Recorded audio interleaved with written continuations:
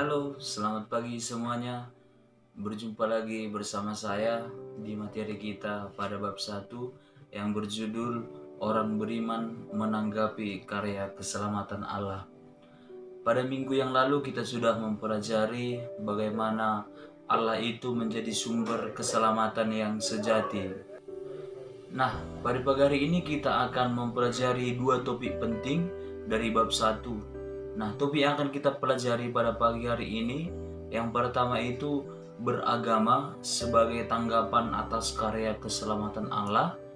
Dan topik yang kedua yang akan kita bahas pada pagi hari ini, beriman sebagai tanggapan atas karya keselamatan Allah. Kita masuk kepada topik pertama yang akan kita bahas pada pagi hari ini. Judulnya itu beragama sebagai tanggapan atas karya keselamatan Allah. Nah, jika saya bertanya apa sih arti dari beragama? Nah, dalam pelajaran bahasa Indonesia, kata awalan ber itu memiliki arti memiliki. Misalnya dengan kata beragama berarti dia memiliki agama.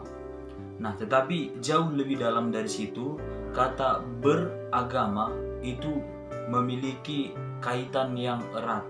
Nah, maka ketika saya mengatakan saya beragama, berarti saya memiliki agama dan saya memiliki kaitan yang erat dengan agama saya. Nah, maka jika saya mengatakan bahwa saya beragama, maka saya memiliki agama dan menjalankan semua kebiasaan-kebiasaan baik yang diajarkan oleh agama. Nah, apa sih alasan orang beragama? Ada 4 alasan orang beragama. Yang pertama itu untuk menemukan jawaban. Setiap orang mungkin sering bertanya, dari manakah dunia ini berasal? Atau dari manakah segala sesuatu itu berasal? Atau ketika kita kelak mati, kepada siapakah kita harus pergi? Nah, untuk mencari jawaban dari pertanyaan-pertanyaan ini, maka agama menawarkan jawaban bahwa segala sesuatu itu berasal dari Allah, dan ketika kelak kita mati, kita kembali kepada Allah. Nah, itu artinya mengapa orang beragama. Alasan yang pertama itu adalah untuk mencari jawaban.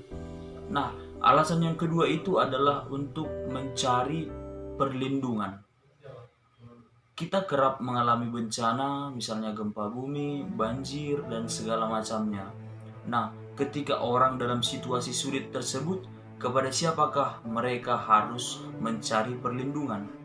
Nah, agama menawarkan jalan terbaik bahwa ketika kita dalam keadaan sulit, ketika kita dalam situasi sulit, kita mencari perlindungan kepada Allah.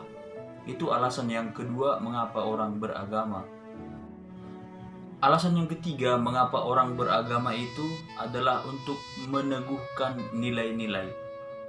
Manusia itu adalah makhluk sosial.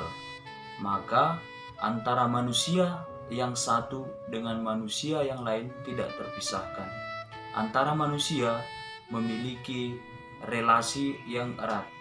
Nah, maka untuk menjaga supaya relasi itu tetap aman, tetap baik, maka agama menawarkan nilai-nilai yang harus dipatuhi. Bagaimana relasi seseorang diatur dalam agama. Nah, alasan yang keempat mengapa orang beragama itu karena kerinduan akan masa depan yang lebih baik. Nah, kita semua memiliki masa depan. Ketika kita berhasil, kita mau jadi apa? Itu adalah masa depan kita. Atau bahkan lebih jauh lagi, masa depan di akhirat atau masa depan setelah kita meninggal. Nah, agama menawarkan bahwa Allah selalu menyertai setiap orang dalam perjalanannya. Maka dalam masa depan juga Allah tetap menyertai setiap orang. Dan kelak ketika meninggal, manusia akan kembali kepada Allah. Injil Lukas bab 18 ayat 9 sampai 14 memberikan contoh kepada kita bagaimana kita beragama dengan baik. Dalam Injil tersebut dikisahkan bagaimana perbedaan antara orang Farisi dan pemungut pajak dalam beragama. Orang Farisi menunjukkan kemunafikan dengan mengenakan jubah-jubah yang panjang.